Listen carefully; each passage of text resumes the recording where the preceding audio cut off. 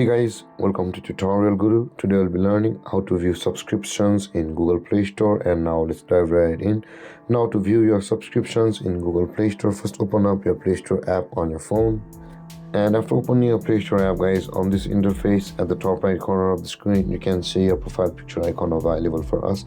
Tap on your profile picture icon at the top right corner of the screen.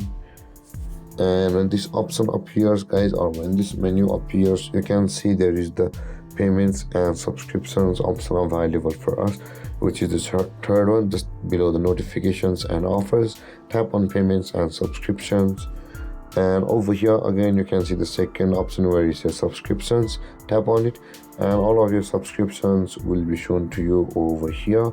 And that being said, guys, this is how to check your subscription in Google Play Store.